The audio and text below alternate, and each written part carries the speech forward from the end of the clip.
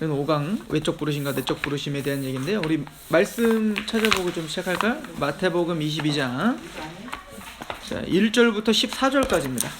24절로 잘못 나왔는데 22장 1절에서 14절까지 말씀. 여러분들이 한 번쯤은 좀 들어봤던 비유입니다. 마태복음 22장 1절에서 14절까지 우리 같이 천천히 한번 읽어볼까요? 시작. 예수께서 다시 비유로 대답하여 이르시되 천국은 마치 자기 아들들을 위하여 혼인잔치를 베푼 어떤 임금과 같으니 그 종들을 보내어 그 청한 사람들을 혼인잔치에 오라 하였더니 오기를 싫어하거늘 다시 다른 종들을 보내며 이르되 청한 사람에게 이르기를 내가 오찬을 준비하되 나의 소와 살찐 짐승을 잡고 모든 것을 갖추었으니 혼인잔치에 오소서 하라 하였더니 그들이 돌아보지도 않고 한 사람은 자기 밭으로 한 사람은 자기 사업하러 가고 남은 자들은 종들을 잡아 모욕하고 죽이니 임금이 노하여 군대를 보내어 그 살인한 자들을 진멸하고 그 동네를 불사르고 이에 종들에게 이르되 혼인잔치는 준비되었으나 청한 사람들은 합당하지 아니하니 내 거리길에 가서 사람을 만나는 대로 혼인잔치에 청하여 오라 한데 종들이 길에 나가 악한 자나 선한 자나 만나는 대로 모두 데려오니 혼인잔치에 손님들이 가득한지라 임금이 손님들을 보러 들어올세 거기서 예복을 입지 않은 한 사람을 보고 이르되 친구여 어찌하여 예복을 입지 않고 여기 들어왔느냐 하니 그가 아무 말도 못하거늘 임금이 사환들에게 말하되 그 손발을 묶어 바깥 어두운 데 내던지라 거기서 슬피 울며 이를 갈게 되리라 하니라. 청함 받은 자는 많되 택함 입은 자는 적으니라. 아멘. 우리가 예수님의 비유들은 비유는 사실은 예수님께서 이 비유를 통해서 하시고자 하는 메시지가 분명히 한 가지가 있는 거예요. 이렇게도 해석될 수 있고 저렇게도 해석될 수 있는 게 아닌 거예요. 그래서 비유를 코에 걸면 코걸이, 귀에 걸면 귀걸이처럼 그렇게 막 풀면 안 되고 예수님께서 말씀하고자 하는 그 문맥과 또 의도에 따라서 비유를 풀어야 돼요. 예를 들어서 제가 이런 비유를 했다고 해봅시다. 장훈이가 들어오는데 장훈이에게 제가 그러는 거예요. 아우 장훈이 지금 귀엽게 생겼다. 강아지같이 생겼어. 이렇게 얘기했다고 해봅시다. 제가 지금 비유를 한 겁니다.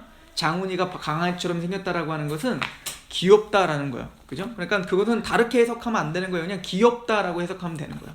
근데 갑자기 장훈이네 어머니가 뒤늦게 들어오신 거예요. 근데 장훈이 강아지처럼 생겼는데 이렇게 얘기한 것만 들은 거예요. 앞뒤 문맥을 전혀 모르고. 근데 그 어머니는 강아지에 대한 굉장히 싫은 기억이 있어요. 강아지가 항상 더럽고 자기 키우던 강아지가 바깥에서 항상 이렇게 막 이리딩굴로 돌아다니고 더럽고 냄새나고 털도 빠지고 이런 강아지들만 갖고 있다고 생각해 봅시다. 그랬더니 내가 강아지 같다 그랬더니 우리 아들 강아지라고 하다니 그러더니 막 저한테 막 화를 낸다면 지금 제가 강아지를 비유한 것의 의도를 파악하지 못하신 거죠. 자, 마찬가지요. 예수님이 말씀하신 비유가 있다면 예수님의 의도대로 풀어야지 그 의도를 벗어나는 비유 풀이는 잘못된 겁니다. 그러니까 이단 특별히 신천지가 그런 비유들을 자기 멋대로 풀고 있는 거예요. 그죠? 자, 그럼 오늘 비유를 어떻게 풀어야 될까? 간단해요. 14절에 이 비유는 이런 얘기야. 이 얘기하려고 이 비유를 하는 거야 라고 말하고 있는 겁니다. 14절 한번 읽어볼까요? 청함을 받은 자는 많되 택함 받은 자는 적다. 이걸 말하고자 하는 겁니다. 청함 받은 사람은 많은데 택함 받은 사람은 적어요. 도대체 이 말이 무엇일까? 이 말을 이해시켜주기 위해서 우리에게 혼인잔치 비유를 해주신 거다라고 하는 겁니다. 자, 이렇게 시작해요. 22장 2절에 보면 천국은 마치 자기 아들을 위하여 혼인잔치를 베푼 어떤 임금과 같다라고 말합니다. 자, 지금 이 비유의 그 주제는 하나님 나라입니다. 그죠? 하나님의 나라가 무엇인지를 설명하는 거예요. 자, 근데 성경에서 예수님이요 하나님의 나라를 이렇게 설명을 해요. 우리가 보통 하나님의 나라를 이야기할 땐 두 가지의 의미가 있어요. 보통 하나는 지정학적 의미. 하나님의 나라가 지정학적 의미의 하나님 나라가 있겠죠. 이건 뭐죠? 이 땅이 아니라 새하늘과 새 땅. 하나님의 나라, 저 땅이겠죠. 그죠? 자, 그러나 하나님의 나라는 지정학적 의미보다도 더 큰 의미가 하나 있는데 통치적 의미예요. 통치적 개념. 이 지난주에도 우리가 했었던 것 같은데, 자, 예를 들어서 지정학적으로 미국 대사관이 한국 땅에 있지만, 미국 땅이 아니잖아요. 한국 땅에 있지만 미국 대사관은 미국의 통치를 받아요. 미국령이라고요. 그죠? 그래서 치해법권이 있어서 지정학적으로 한국에 있지만 그곳은 한국 땅이 아니라 미국 땅인 거죠. 마찬가지로 하나님의 나라는 물론 하늘이 있죠. 여기서 말하는 하늘이라는 게 저 하늘인지 어쩐지 몰라요. 그러니까 하나님이 거하시는 곳이에요. 그죠? 하나님이 거하시는 곳이지만 이 땅도 하나님의 나라예요. 물론. 자, 그런데 우리는 이 땅에 살면서도 하나님의 통치가 임한 곳, 그곳이 뭐라는 거예요? 하나님의 나라인 거예요. 그래서 예수님은 하나님의 나라에 대해서 이야기할 때 그 하나님의 나라는 이미 왔다라고 표현을 하고 있어요. 예를 들어서 예수님이 귀신을 내쫓아내고 병든 자를 일으키고 그런 걸 하면서 예수님이 뭐라고 하면 내가 성령으로 만약에 귀신을 내쫓는 거라면 이미 하나님의 나라가 임했느니라. 그 얘기 뭐죠? 예수님이 성령으로 지금 귀신 내쫓은 거잖아. 그러니까 이미 예수님이 이 땅에 오실 때 이미 하나님의 나라가 어떻게 했다? 임했다라고 이야기를 한다고요. 그리고 더 나아가서 예수님이 뭐라고 하냐면 하나님의 나라가 너희 안에 있다. 이렇게 표현을 한다고요. 자, 우리 마태복음 13장 44절, 우리 이제 29페이지 우리 교재를 보시면 한번 같이 읽어볼까요? 시작. 천국은 마치 밭에 감추인 보화와 같으니 사람이 이를 발견한 후 숨겨두고 기뻐하며 돌아가서 자기의 소유를 팔아 그 밭을. 자, 예수님께서는 하나님 나라에 대한 이야기를 하면서 그 하나님의 나라가 어떻게 생겼고 저렇게 생겼고 거기서 뭐 밥 먹는 게 어떻게 먹어야 되고 이런 얘기를 하시질 못했어요. 왜냐면 여러분들 하나님의 나라, 진짜 새하늘과 새 땅, 천국이라고 말하고 하는 그곳을 우리의 입으로는 설명할 수 없는 곳입니다. 가끔 보면 이제 천국을 갔다 왔다고 하시는 분들이 있는데 대부분 신학적으로 문제가 있습니다. 자, 예를 들어 사도 요한은 직접 하나님 나라를 보고 왔죠. 보고 온 게 아니라 정말 환상을 통해서 그 계시록을 쓴 거잖아요. 자, 그런데 우리가 그 천국 하면 보통 떠올리는 게 막 각양 보석들이 가득하고 보통 이제 꽃길이 있고, 그죠? 꽃길이 있고 가면 강을 건너가면 이게 성경적인 얘기인 건지 뭐 예전부터 우리가 믿었던 토속 신앙인지 모르겠으나 하여튼 금으로 된 막, 그죠? 기아집 같은 게 있고, 그래서 이제 이 땅에서 잘 이렇게 하나님 잘 섬긴 사람은 이렇게 막 기아집 몇 층짜리에 살고, 그리고 이 땅에서 하나님 잘 못 섬긴 사람은 초가집에 살고 뭐 이런 개털 모자 쓰고 뭐 이런 얘기들이 많이 있는데, 그건 우리가 그냥 이해를 돕기 위해서 말한다면 상관이 없지만 그게 진짜라고 믿으면 안 되는 거예요.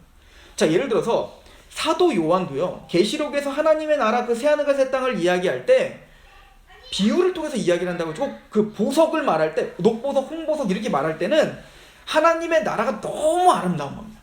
너무 아름다운데 그 아름다움을 그 인간의 입술로는 표현할 길이 없는 거예요. 그러니까 사도 요한이 생각할 수 있는 가장 아름다운 게 보석이었기 때문에 보석과 같고라고 표현하고 있는 거라고요. 예를 들어 제가 나이아가라 폭포를 갔다 왔다고 한번 해보세요. 나이아가라 폭포를 갔다 왔더니, 제가 여러분들은 나이아가라 폭포가 뭔지 몰라요? 뭐 영상도 못 봤고 사진도 못 봤다고 한번 해봅시다. 제가 설명하는 겁니다. 자, 나이아가라 폭포라는 데가 있는데요, 그곳의 그 깊이가 엄청나요. 63빌딩 같아요. 그리고 거기서 떨어지는 물소리가 얼마나 큰지, 막 큰 공장에서 막 큰 기계가 막 돌아가는 소리 있잖아요. 그런 소리 같고요. 제가 만약 이렇게 설명했다고 해봅시다. 제가 설명할 수 있는 최고예요. 그러니까 제가 경험한 것을 빗대어서 나야가라 폭포를 설명했지만 그게 정말 나야가라 폭포래요? 그렇진 않죠. 자, 마찬가지예요. 우리는 그 하나님 나라에 대해서 우리는 우리의 어떤 그 제한된 언어로는 가르쳐 줄 수가 없어요. 그래서 예수님도 하나님의 나라에 대해서 만약에 진짜 천국을 가르쳐 주는 게 하나님의 뜻이었다면 누가 제일 잘할까요? 예수님이 제일 잘할까요? 예수님. 그리고 예수님이 아마 천국은 이런 곳이라고 막 설명을 하셨을 거라고요. 근데 예수님도 그 설명을 하지 않고 예수님이 천국을 말하면서 뭐라고 하죠? 천국은 말이야, 아유 좋은데 설명을 할 수 없고, 그래서 예수님이 어떻게 하냐면 꼭 돌짝밭에 감추인 보화를 발견한 농부의 마음과 같아 라고 말한다고요. 무슨 얘기냐면 그 천국을 어디 설명할 수가 없어요. 그러나 그 천국을 이미 임한 하나님의 백성들의 태도는 세상 사람들은 알지 못해요. 근데 그 돌짝밭에 감추인 보화, 즉 정말 가난해서 아무 소유도 없어서 돌짝밭을 그 힘들게 막 했더니 거기 봤더니 뭐요? 금은보화. 그 형용할 수 없는 금은보화가 있는데 그 보화를 발견하고 그것을 덮고 전 소유를 팔아서 그 쓰잘데없어 보이는 그 땅을 사는 거예요. 그 사람들은 조롱하죠. 아니 저 쓰잘데기 없는 저 땅을 저 지혜롭지 못하게 저 왜 사는 거야? 저 바보네. 그런데 아무리 그런 조롱을 받아도 그 사람은 어때요? 기뻐요. 즐거워요. 평강이 있어요. 뭐죠? 이 사람들은 알지 못하지만 난 알거든요. 그곳에 보화가 있다는 거죠. 이게 천국을 소유한 자의 마음이에요. 이게 하나님의 나라가 임한 자의 마음이지 라고 이야기할 수밖에 없는 거예요. 그래서 누가복음 17장 21절도 이렇게 써있죠. 또 여기 있다 저기 있다고도 못하리니 하나님의 나라는 어디에 있다? 너희 안에 있느니라 라고 이야기를 하는 것입니다. 자, 로마서 14장 17절 한번 같이 읽어볼게요. 세 번째 있죠? 시작. 하나님의 나라는 먹는 것과 마시는 것이 아니요 오직 성령 안에 있는 의와 하나님의 나라가 임한 사람들의 특징을 이렇게 설명합니다. 사도 바울도 이렇게 설명하는데요. 하나님의 나라는 먹는 것과 마시는 것이 아니고 오직 누구 안에서? 성령 안에서 의와 평강과 희락이에요. 즉 마음인 거예요. 하나님의 통치가 임한 자의 마음, 하나님의 십자가가 정복한 그 하나님의 나라가 임한 자의 마음의 열매가 뭐냐면 의와 평강과 희락입니다. 그럼 의와 평강과 희락이 뭘까? 로마서 5장은 그 14장 17절을 자세하게 우리에게 풀어서 설명해 주는데요. 로마서 5장 1절 한번 읽어볼까요? 시작. 그러므로 우리가 믿음으로 의롭다 하심을 받았으니 우리 주 예수 그리스도로 말미암아 하나님과 첫 번째 의가 뭡니까? 우리가 믿음으로 의롭다함을 받은 겁니다. 우리의 행함으로 우리의 자격됨이 아니라 우리는 하나님의 그 아들이신 예수님의 십자가를 믿음으로 우리는 의인 됐습니다. 죄인에서 죄를 알지 못하시는 이를 우리를 대신하여 죄로 삼으신 것은 우리로 하여금 하나님의 의가 있게 하려 하십니다 라고 말하죠. 그러니까 우리가 예수님을 믿을 때 우리는 죄인이 된다, 의인이다. 의인이다. 그 확신이 있는 거예요. 그러니까 하나님의 나라가 임한 자의 첫 번째 특징은 내가 예수님을 믿음으로 이미 의인 됐습니다라는 확신이 있어야 되는 거예요. 자, 두 번째는 우리가 하나님과 인간이 죄인이었을 때는 하나님을 생각할 때 두려웠어요. 죽음이 두려웠고 심판이 두려울 수밖에 없었던 거. 왜? 죄인이니까. 그런데 예수님을 믿음으로 의롭다움을 받았다면 당연히 따라오는 게 뭐냐면 화평, 평강이 주어지는 거예요. 이제는 심판이 두렵지 않게 되는 겁니다. 그죠? 그래서 뭐라고 하죠? 우리 주 예수 그리스도로 말미암아 하나님과 뭘 누리자? 화평. 이게 뭐예요? 의와 평강인 거예요. 그 다음에 이 평강이 있는 사람은 2절 같이 읽어봅시다. 시작. 또한 그로 말미암아 우리가 믿음으로 서 있는 이 은혜에 들어감을 얻었으며 하나님의 영광을 바라고 이게 희락이죠. 즉 이제는 구원받았을 뿐만 아니라 이제는 하나님의 영광을 바라보며 세상이 줄 수 없는 그 즐거움과 기쁨으로 행복해하는 것. 이게 뭐예요? 돌짝밭에 감추인 보화를 발견한 자의 농부의 마음이죠. 세상이 줄 수 없는 그 평강이 있고 세상이 줄 수 없는 그 기쁨을 소유한 자, 이게 구원받은 하나님의 나라의 특징인 겁니다. 그래서 꼭 천국은 마치라고 비유를 하면서 그렇게 구원받은 하나님의 백성들의 마음이 바로 천국이고 하나님 나라다. 물론 그 하나님의 나라는 이미 우리에게 임했지만 그 나라는 완성됐다 안 됐다? 안 됐죠. 우리는 하나님의 나라만 있는 게 아니라 여전히 뭐 있어요? 죄의 세력이 있잖아요. 그러니까 사도 바울도 내가 마음으로는 하나님의 법을, 하나님의 말씀을 따르고 싶은데 또 다른 법이 나를 또 사로잡는 거 아니에요? 죄의 법이 나를 사로잡고 자꾸 죄에 넘어지게 하잖아요. 그러니까 갈등이에요. 그러니까 이미 하나님 나라는 임했지만 아직 완성되진 않았습니다. 이게 개혁주의 신학의 아주 중요한 그 핵심입니다. 이미 하나님 나라가 임했어요. 그러나 아직 완성되지는 않았어요. 언제 완성될까요? 예수님이 재림하실 때 새하늘과 새 땅이 완성되는 겁니다. 자, 그렇다면 오늘 그 하나님의 나라에 대한 이야기를 하면서 오늘 사실은 주되게 해야 될 이야기는 뭐냐면 그 하나님의 나라가 되는 천국 백성이 되는 진짜 백성.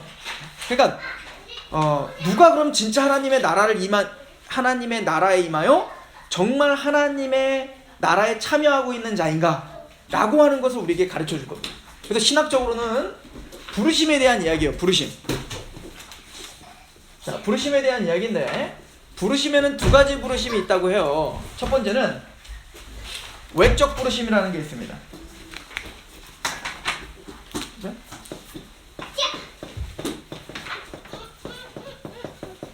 외적 부르심이 있고, 두 번째는 외적 부르심이 있으니까 어떤 부르심이겠어요? 내적 부르심이라고 하겠죠?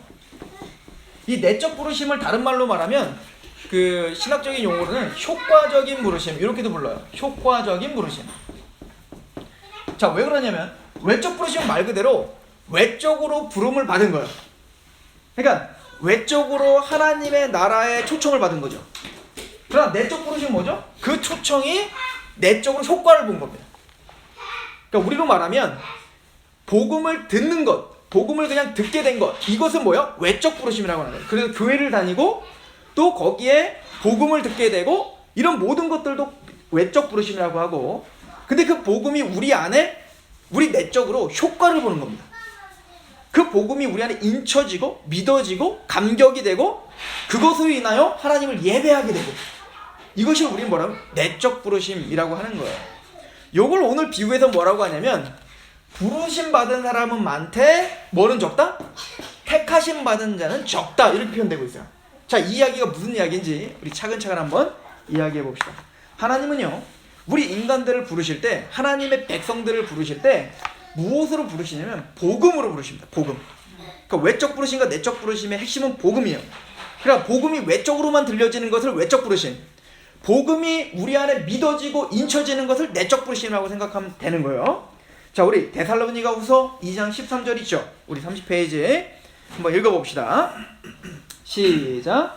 주께서 사랑하시는 형제들아, 우리가 항상 너희에게 관하여 마땅히 하나님께 감사할 것은 하나님이 처음부터 너희를 택하사 성령의 거룩하게 하심과 진리를 믿음으로 구원을 받게 하심이니. 14절 중요합니다. 시작. 이를 위하여 우리의 복음으로 너희를 부르사 우리 주 예수 그리스도의 영광을 얻게 하려 하심이니라 라고 이야기합니다.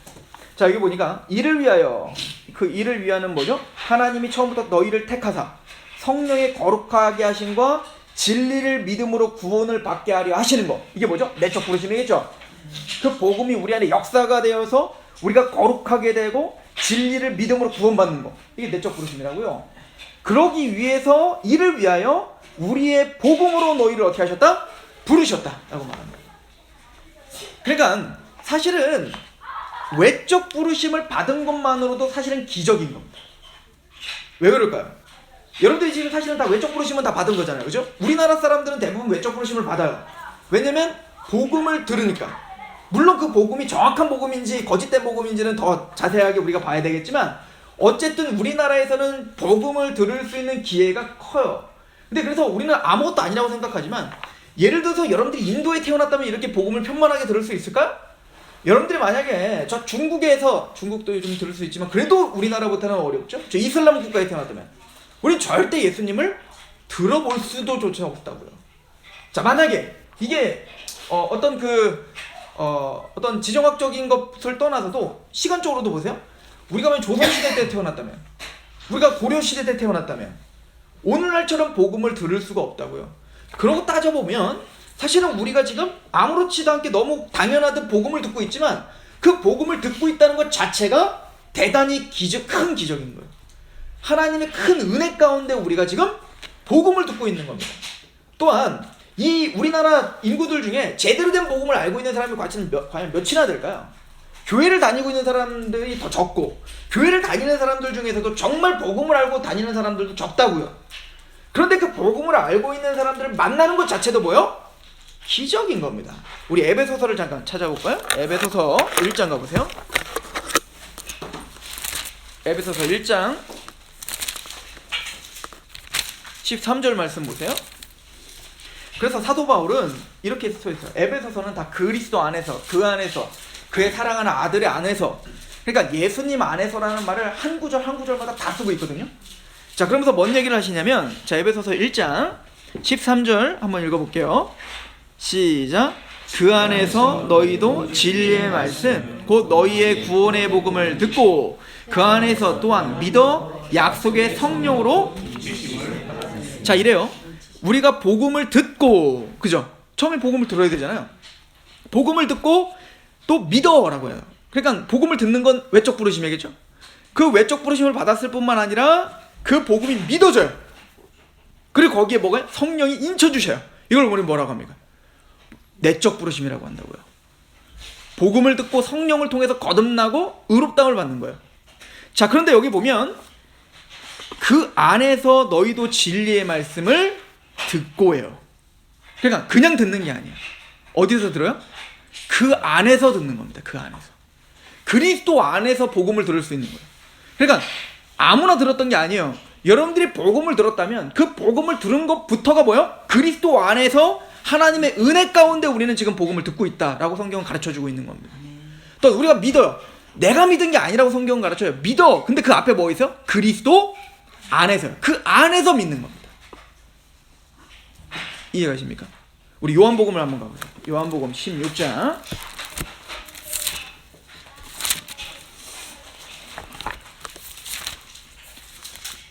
자, 요한복음 6장입니다. 6장 한번 보세요. 6장.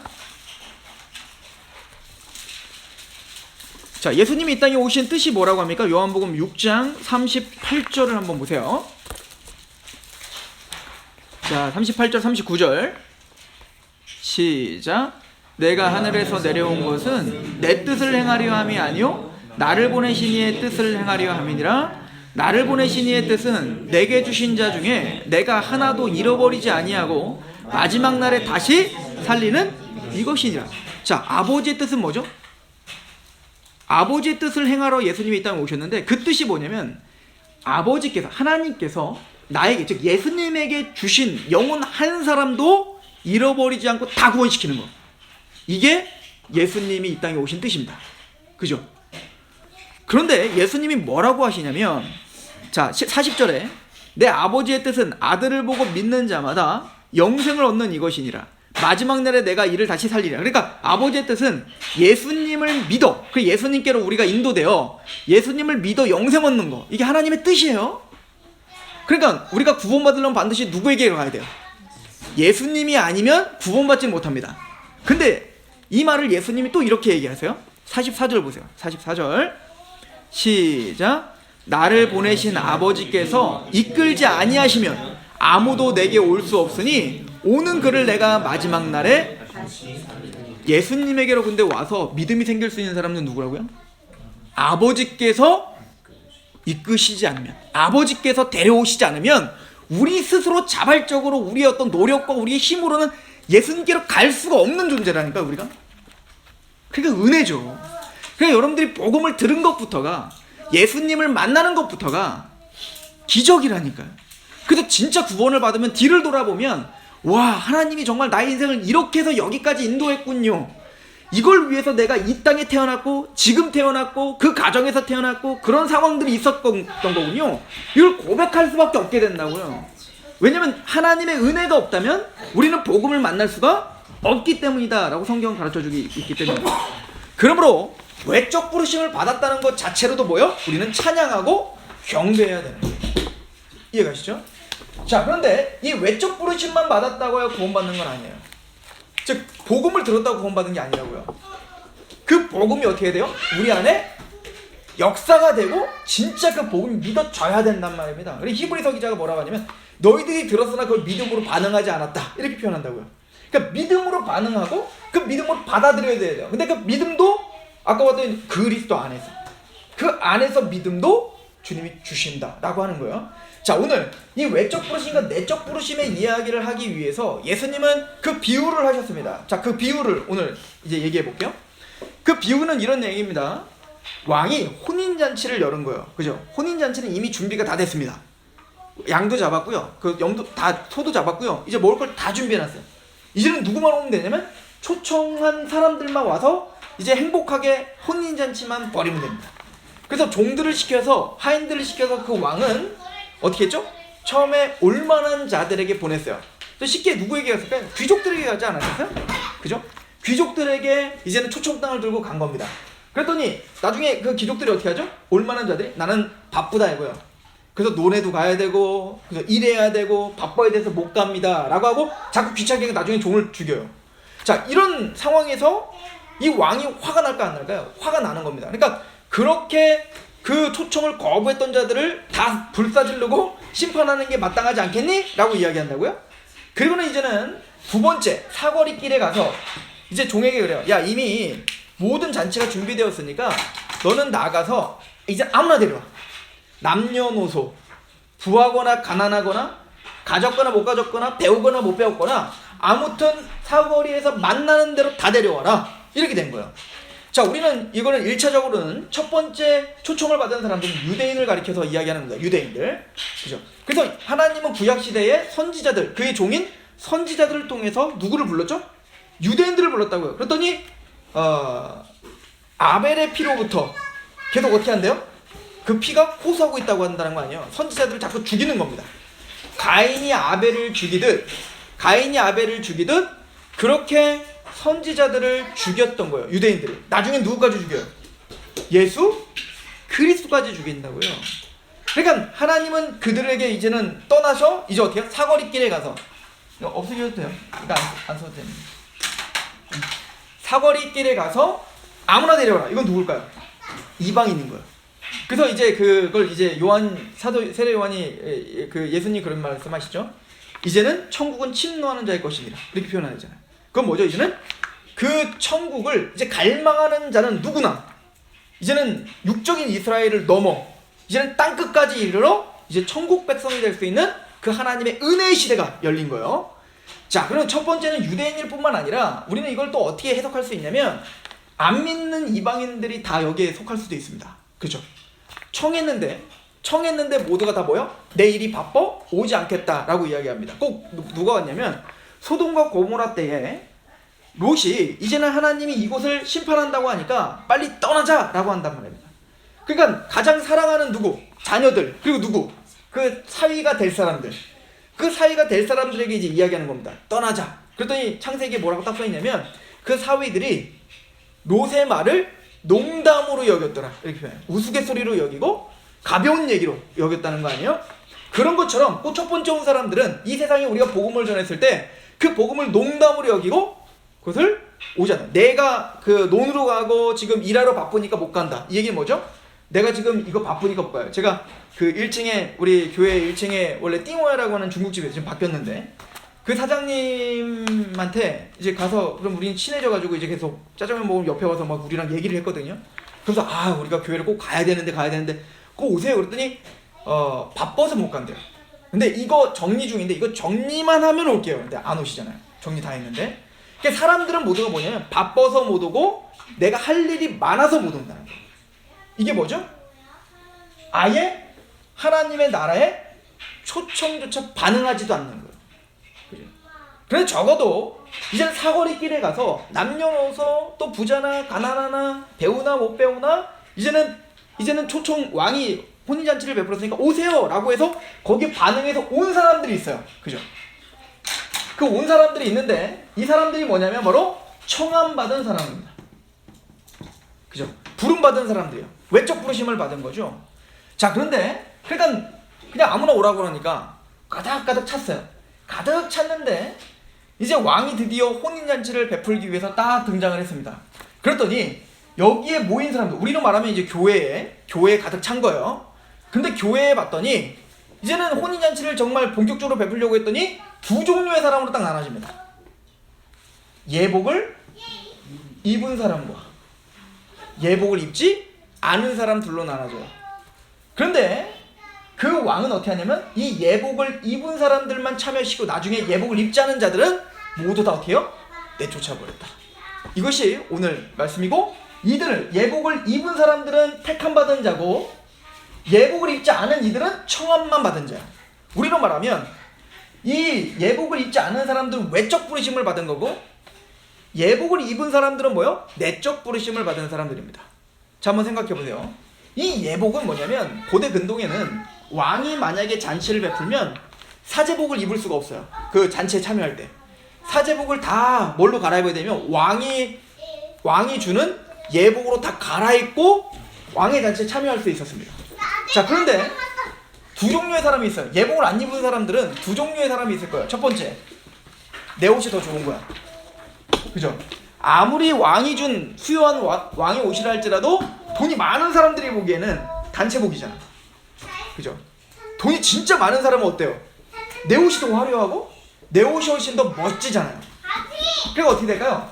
이 혼인잔치에 왕의 예복이 아니라 내 옷으로다가 참여하겠다라고 하는 거예요. 이것을 우리는 율법주의라고 하는 겁니다. 율법주의. 즉 우리가 하나님의 나라에 참여할 때 하나님께서 우리에게 나눠주는 예복이 아니라 나의 옷으로 입고 참여하겠다는 거죠. 꼭 뭐와 같냐면 아담과 하와가 타락하고 죄를 범하자마자 그 죄를 가리기 위해서 아담과 하와가 최초에 만든 옷이 있어요. 그게 뭐죠? 가죽 옷이죠. 무화과나무 옷이죠. 즉 인간 스스로 만든 무화과나무 옷으로 옷을 해 입은 거예요. 그러나 그 옷을 해 입었는데 그 죄의 수치를 가릴 수 있었나요? 가릴 수 없었죠. 이건 우리에게 중요한 복음을 설명해 주는 겁니다. 우리 인간의 죄는 인간 스스로 만든 그 어떤 옷으로도 그 죄의 수치를 가릴 수 없다요. 막 움직이네?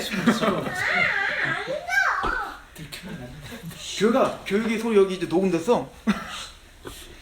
자, 그 무화과나무 인간 스스로 만든 옷으로는 그 죄의 수치를 가릴 수 없다는 거죠. 그래서 하나님은 그 아담과 하와를 내쫓으시면서 가죽 옷으로 옷을 해 입었어요. 즉 인간 스스로 만든 옷으로는 그 죄의 수치를 가릴 수 없어 하나님은 하나님의 손수 만든 옷으로 그 죄를 가리기로 결정하셨고 그 옷이 뭐죠? 바로 가죽 옷이었던 거예요. 근데 가죽 옷을 만들려면 뭐가 죽어야 돼요? 동물이 죽어야죠. 그죠? 짐승이 죽어야 되는 거예요. 즉 원래는 그 죄를 가리기 위해선 내가 죽어야 되는데 나를 대신하여 대신 대속제물이 된 그 짐승이 죽어 그 짐승의 가죽을 벗겨 그 옷으로 죄를 가리더라는 거죠.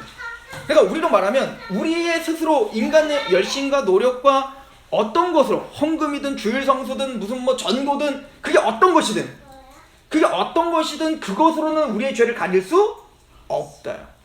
그래서 하나님은 우리에게 하나님이 손수 만든 옷으로 그 죄값으로 내가 죽어야 되는데 대신 짐승이 죽은 것처럼 대신 예수 그리스도를 죽이시고 그 예수님의 옷으로 우리를 어떻게 하시기로 결정하신 거예요? 덧입혀 주시기로 결정하셨다고요. 우리 갈라디아서 3장 보세요.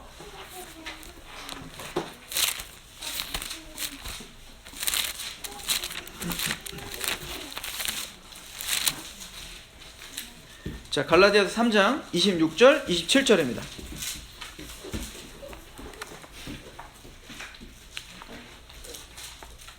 자, 같이 한번 읽어볼까요? 시작.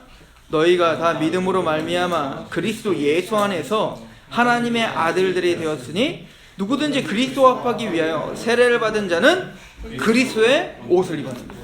예수님의 십자가의 그 피로 만들어진 그 예수님의 옷을 누구에게 덮여주시는 거예요? 우리가 믿음으로 세례를 받을 때 그 옷이 우리에게 덮여주시는 거죠. 그러니까 여기서 말하는 예복은 바로 그 예수님의 십자가의 옷을 말하는 겁니다. 그죠? 그런데 첫 번째 온 사람들은 뭐죠? 내 옷으로 하겠다는 거예요. 즉 율법주의를 가리키는 겁니다. 우리가 교회를 다니면서도 우리의 열정과 열심과 그곳으로 하나님의 나라에 들어갈 수 있다고 한다면 나중에 뭐죠? 이건 참된 복음이 아니라 쫓겨나게 될 것입니다. 자, 두 번째는 좀 반대인데 이렇게 생각하는 거죠. 가진 게 없는 사람이에요. 극단적으로 거지였어요. 거지인데 왕의 잔치에 참여한 것만으로도 어때요? 너무 황홀하죠. 너무 황송하고. 그런데 아직 모국도 안 했는데 뭘 줘요? 거룩한 예복을 주는 겁니다. 그 예복을 내가 어떻게 이걸 입겠냐는 거죠. 난 못 입겠어. 어떻게 내가 입습니까? 겸손 같지만 이것도 우리는 율법주의라고 하는 겁니다. 그들은 뭐죠? 자격이 되면 입겠다는 거죠. 그건 겸손이 아니야. 구원의 확신이 아유 내가 어떻게 구원의 확신이 있습니까? 아유 아직도 아유 나는 그런 거 못해요. 아유 내가 그걸 하려고 이렇게 열심히 다니는 거지. 아유 나는 이렇게 아직도 죄가 많은데 무슨 구원이 아직은. 아유 내가 이건 뭐죠? 겸손이 아니라 예수님의 십자가의 은혜를 믿지 못하는 거예요. 이것도 우리는 율법주의라고 하는 것입니다. 제가 가끔 이렇게 얘기하는데 아가서가 아주 좋은 예인데 여러분들 아가서 아시죠? 이 아가서는 솔로몬이라고 하는 왕과 솔로몬이 1000명의 여자가 있었잖아요. 근데 그 사실은 1000명의 여인들이 사실은 다 정략결혼들이에요. 다 사랑했다라고 보기는 힘들어요. 근데 이제 이 아가서에 보면 이 술람미 여인이 있는데 이 술람미 여인이 뭐 실제 존재하는 인물이냐 아니냐 이것도 논쟁은 많으나 저는 실제 존재했다는 인물이었다는 걸 좀 믿어요. 왜냐면 솔로몬의 어떤 그 사랑 고백과 이게 실제로 정말 사랑하는 그 술람미 여인에 대한 고백이 하나님과 우리와의 관계를 정말 잘 드러내주고 있거든요. 근데 이 솔로몬이요, 그 당시 최고의 왕이었어요. 이스라엘 백성들의 역사 속에 가장 큰 영토와 가장 부강했던 그런 나라를 세웠던 왕이 솔로몬이었는데, 이 솔로몬이 누구를 사랑했냐면 그 여왕의 딸들, 공주들을 사랑한 게 아니라 누구를 사랑했냐면 술람미 여인을 사랑했다는 거예요. 근데 이 술람미 여인은 포도원 지기예요. 그래서 거기 보면 뭐 너희 코가 망대 같고 막 이렇게 막 표현이 되고 있는데, 제가 이제 그 신학교 들어갈 때 그 막 그런 거 다 외워야 되거든요. 뭐 코는 뭐 같고 뭐 다 외워요. 그걸 그림으로 그려다 보면 괴물이 나와요. 그런데 이제 그 거기 보면 막 그 피부가 까무잡잡하고 그러면서 막 굉장히 아름답게 표현되어 있지만 굉장히 고생을 많이 한 여인인 거예요. 포도원의 가장 하층 계급인 거예요. 그러니까 포도원에서 일꾼인 거죠. 솔로몬은 왕이고요. 여러분들 우리나라 이제 그 사극 같은 걸 보면, 그러니까 우리나라의 그 드라마의 특징이 있다고 하죠. 그 의학 드라마가 나오면, 미국에 있는 의학 드라마 나오면 이제 사람을 고치고, 그리고 어떤 범죄 수사는 범죄를 해결하고, 그런데 우리나라는 의학 드라마는 이제 사랑을 하고, 그리고 범죄 수사는 사랑을 하고 그렇게 하잖아요. 그런 것처럼 이제 그 예전에 제가 이산이라고 하는 그게 정조 얘기잖아요. 정조 얘기. 근데 그 정조가 이게 그 정조 얘기면 그냥 정조가 어땠다 이러면 하는 게 아니라 우리나라는 꼭 거기에 뭐예요? 사랑하는 여인을 꼭 만들어야 되잖아요. 근데 그 정조가 다모 여인을 사랑했다는 거 아니에요? 다모 여인? 근데 이제 그 정조가 다모 여인을 사랑한다니까 다모 여인이 옳거나 좋다, 아싸 그러고 막 받아들이나요? 겁내죠. 왕이 나를 사랑한다는 걸 받아들일 수가 없는 겁니다. 이거는 사실은 실제적으로는 더 할 거예요. 드라마에서도 그런데 실제로 정말 왕이 우리를 사랑한다는 건 두려운 일이지, 그게 사실은 막 행복한 일이 아니라고요. 왜냐면 신분이 너무 달라도 다르기 때문에. 그리고 사랑할 수도 없고요. 자, 그런데 그 정조가 그 다모 여인을 사랑한다고 하는 거요. 그런 것처럼 솔로몬이 그 술람미 여인을 사랑하는 겁니다. 그죠? 근데 이 술람미 여인은 그 사랑을 그냥 받아들이죠. 여러분들, 하나님이 우리를 사랑하신다는 거예요. 죄인된 우리를 사랑하신다는 얘기는 이런 차이보다 훨씬 더 큰 차이인 거예요. 우리는 그 사랑을 받을 자격이 안 되는 거예요. 사실 하나님이 우리를 사랑한다 할 때 우리는 두려운 겁니다. 그런데 진짜 구원이란, 맞아요, 나는 씻지도 못했고 나는 여전히 더럽고 이런 예복은 도저히 받을 수가 없는 자인데 그냥 그 왕의 은혜를 받아들이는 거, 이게 믿음인 겁니다. 그러니까 예복을 입은 자는 바로 예수님의 십자가의 그 은혜, 우리가 한 것 전혀 없고 우린 자격이 안 되는데 그 예수님의 십자가의 은혜가 나의 모든 죄를 사해 주셨고 나를 의인됐다, 의인으로 만들어 주셨다라고 하는 그 크신 하나님의 은혜와 사랑을 그냥 받아들이는 자를 가리키는 거예요. 이 사람이 뭐냐면 믿는 자예요. 이 사람이 택함 받은 자다라고 이야기하는 것입니다. 오늘 교재를 한번 가보세요. 자, 우리 교재 우리 31페이지에 가면 이게 왜 중요하냐, 요한일서 5장 10절을 한번 보세요. 요한일서 5장 10절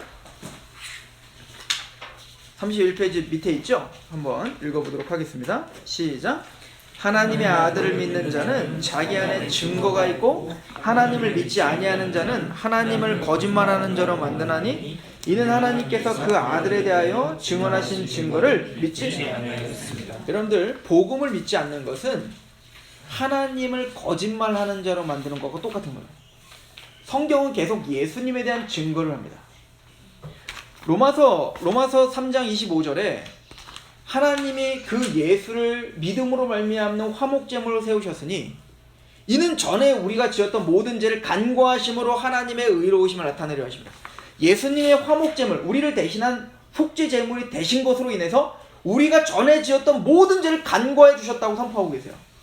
이사야서 55장 44절에 보면 너희의 빽빽한 허물을 빽빽한 구름과 같이 너희 죄가 안개와 같이 가득했는데 그 모든 허물과 죄를 다 사해 주셨다. 이걸 믿고 돌아와라 라고 하나님은 말씀을 통해서 우리에게 설명하고 계세요. 그런데 우리가 그 예수님을 믿지 않고 난 구원 못 받았어요 라고 말하는 것은 하나님의 그 모든 약속들이 거짓말입니다 라고 말하는 것과 똑같은 거예요. 하나님이 나에게 예수님을 통해서 예수님의 십자가의 은혜로 너의 죄를 다 사했다, 다시는 죄를 기억하지 않으마 라고 하는 그 모든 약속들이 거짓말입니다. 내가 믿을 수가 없습니다. 그건 뭐죠? 거짓말을 하실 수 없는 그 하나님을 거짓말쟁이로 만드는 것과 똑같다라고 지금 말하고 있는 겁니다. 그래서 다시 요한일서 5장 10절에 하나님의 아들을 믿는 자는 자기 안에 증거가 있고 하나님을 믿지 아니하는 자는 하나님을 거짓말하는 자로 만드나니 이는 하나님께서 그 아들에 대하여 증언하신 증거를 믿지 아니했기 때문이다 라고 이야기를 하고 있는 겁니다. 그래서 여러분들 계시록에 보면 14만 4천이 나와요.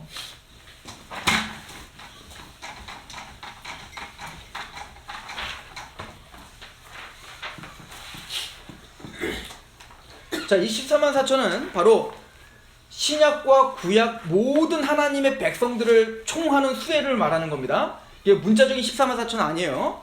그래서 14만 4천은 12 곱하기 12 곱하기 1000을 가리키는 거예요. 그래서 앞에 12는 그 구약의 하나님의 백성의 대표인 12지파를 가리켜서 이야기하는 거고, 뒤에 12는 신약의 교회, 신약의 하나님의 모든 백성의 대표인 12사도를 가리키는 거예요. 그리고 1000이라는 건 두 가지 의미가 있어요. 첫 번째는 뭐냐면 이 1000이라는 건 많다 이런 뜻이에요. 헤아릴 수 없다 이 얘기인 겁니다. 그러니까 우리가 이제 어린아이들에게 그렇게 가끔 얘기하잖아요. 어린아이들 보고 아빠 나 언제 결혼해? 100밤 자면 결혼해. 이렇게 말한다는 건 100밤 자면 무조건 결혼한다는 얘기가 아니죠. 그건 상징이죠. 멀었어 이 얘기인 거예요. 그러니까 어린아이들에게 100이라는 숫자는 너무 큰 거예요. 그런 것처럼 1000이라는 숫자는 상징적으로 크다, 많다, 가득 차다, 영원하다 이런 뜻인 거예요. 여러분들 그래서 그 인간의 가장 오래 살았던 사람이 누구죠? 무드셀라잖아요. 몇 살 살았어요? 969살. 1000살을 못 살죠. 그러니까 1000살을 살 수가 없는 겁니다. 그러니까 1000이라는 숫자는 그래서 뭐요? 영원을 상징하고 많다요. 그러니까 구약의 하나님의 백성들, 신약의 하나님의 백성들은 뭐요? 가득 차다. 그죠? 많다. 라는 뜻이고, 또 하나는 뭐냐면 바로 1000은 그 당시에 로마 군대 편성 숫자예요. 그리고 또 민수기에도 이스라엘에게 이제 군인이 될 수 있는 사람 계수할 때 1000명씩 계수하라 이렇게 표현하거든요. 각 지파에. 그러니까 1000은 뭐냐면 군인, 군대라는 숫자예요. 그러니까 구약의 하나님의 백성들과 신약의 하나님의 백성들은 많아요. 그리고 택함받은 모든 자는 다 구원시키는 겁니다. 그런데 그들은 뭐예요? 하나님의 군대다 이런 뜻이거든요. 그래가지고 나중에 이제 새하늘과 새 땅, 그 계시록의 20장 21장에 보면 새하늘과 새 땅 이렇게 말해요.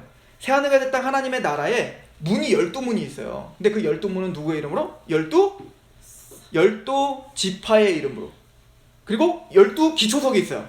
기초석은 뭐죠? 12사도의 이름으로. 이게 뭐죠? 구약의 하나님의 백성들, 신약의 하나님의 백성들이 하나님의 나라다 이 말을 하고 있는 거예요. 그래서 이 하나님의 이 14만 4천은 어떤 사람들인가? 누가 14만 4천인가? 이 얘기를 이렇게 말합니다. 우리 계시록 7장 32페이지인데요. 자, 누가? 신구약의 모든 하나님의 백성들 14만 4천은 이런 사람들이 14만 4천이에요. 계시록 7장 14절 같이 한번 읽어보겠습니다. 시작. 내가 말하기를 내 주여 당신이 아시나이다 하니 그가 나에게 이르되 이는 큰 환난에서 나오는 자들인데 어린 양의 피에 그 옷을 씻어. 자, 14만 4천 신물이 이 다 제사장을 상징적으로 보여주는 거거든요. 근데 이 하나님의 백성들이 지금 나오고 있는데 14만 4천 흰무리들이 나오고 있는데 그때 주여 이 사람들이 누굽니까? 라고 물어보니까 그가 나에게 이르되 이는 큰 환난에서 나오는 자예요. 왜 환난에 나올까요? 이 땅에서 예수님의 십자가를 알고 자기 십자가를 지고 따르는 자들이거든요. 그죠? 그래서 복음 때문에 그 하나님의 계명을 지키고 또 그의 증거를 가진 것 때문에 고난을 당하고 조롱을 당하지만 그럼에도 불구하고 우리는 우리의 왕이시고 우리의 구세주이신 누구를 따르죠? 예수님을 따르기에 환난 중에 나오는 거예요.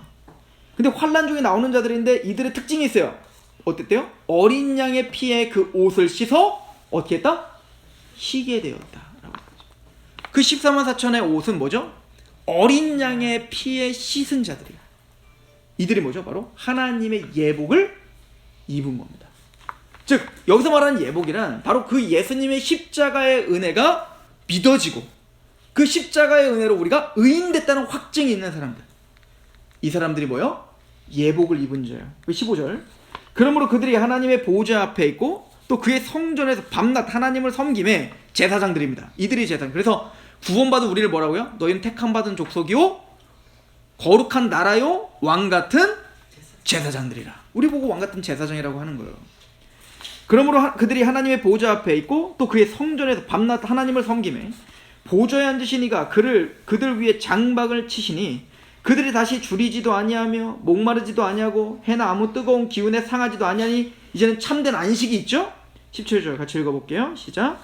이는 보좌 가운데 계신 어린 양이 그들의 목자가 되사 생명수샘으로 인도하시고 하나님께서 그들의 눈에서 모든 눈물을 씻어주실 것입니다. 참된 평강으로 이제는 나중에 이제 혼인잔치에 대한 이야기가 나오는데 계시록에 그 혼인잔치에 참여할 수 있는 자들이 누구냐? 바로 어린 양의 피에 그 옷을 희게 씻은 자들.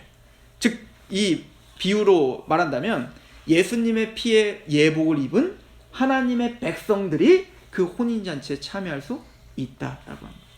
이거를 다른 비유로 뭐라냐면 교회 안에 알곡과 가라지가 있다라고 표현합니다. 양과 염소가 있다라고 말한다고. 우리가 똑같이 복음으로 부름은 받았지만 모두가 구원받은 건 아닙니다. 그 복음이 정말로 우리 마음에 인쳐지고 믿어지고 그런 사람들이 뭐다? 내적 부르심. 이걸 뭐라고요? 청함받은 사람은 많으나 어떤 사람은 적어요? 택함받은 사람은 적어요. 자, 이거 잘 기억하세요. 성경이 얼마나 일맥상통하게 이야기하고 있나? 데살로니가전서 1장을 보세요. 데살로니가전서 1장.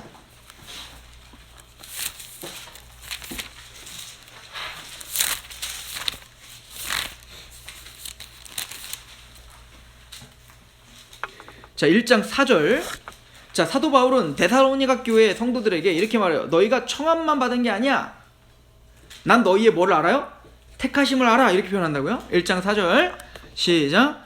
하나님의 사랑하심을 받은 형제들아, 너희의 뭐를 알아요?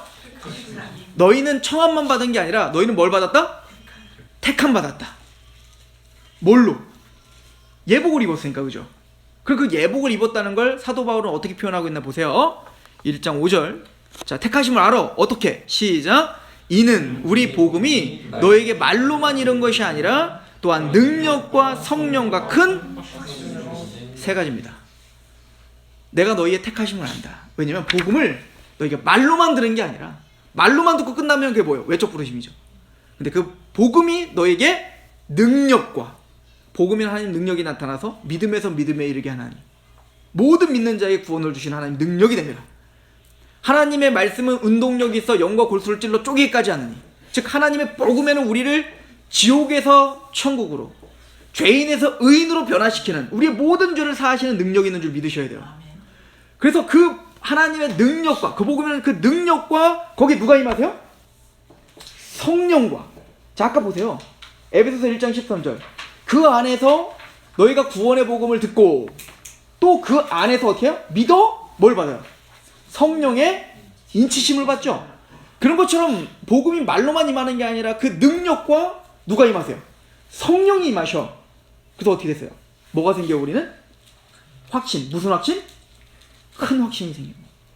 예수님의 십자가가 바로 나의 죽음이시고, 나 죄가 예수님의 십자가로 내가 죽었고, 예수님의 부활로 나는 새로운 생명으로 태어났고 거듭났으며 하나님의 자녀가 됐다는 확증이 생기는 겁니다. 구원의 확신이 생기는 거예요. 지금 죽어도 나는 천국 갈 수 있는 거예요. 내가 자격이 돼서가 아니에요. 내가 뭔가 해서가 아니에요. 그냥 그 하나님의 전적인 은혜가 나를 구원했다는 확증이 생깁니다. 이 사람들이 예복을 입은 겁니다. 이 사람들이 뭐야? 청함받은 사람은 많으나 뭐는 적어요? 교회 안에 이렇게 구원의 확증 가운데 있는 택함받은 자들은 적다. 주님이 하신 말씀입니다. 사도행전도 한번 볼까요? 얼마나 이런 얘기들이 많이 있는지. 사도행전 보세요.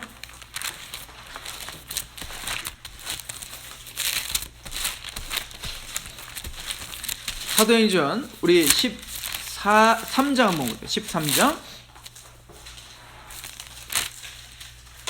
13장. 자, 사도 바울이 이방인들에게 복음을 전합니다. 자, 사도 바울이 복음을, 제대로 된 복음을 막 전했을 거 아니에요. 그 사람들은 이미 뭐예요? 부름 받은 거죠. 무슨 부름을 받았어요? 외적 부름을 받았죠. 이것도 기적이죠. 어디서 사도 바울을 만나요? 그 당시 우리나라는 사도 바울 이름도 몰랐는데, 사도 바울 시대에 사도 바울을 알았다는 것 자체가 뭐예요? 하나님이 이끄신 거죠. 그죠? 어마어마한 기적이에요. 그러나 청함받은 사람은 많이 있어요. 복음을 듣는 사람은 많이 있다고요. 그런데 보세요, 결론을.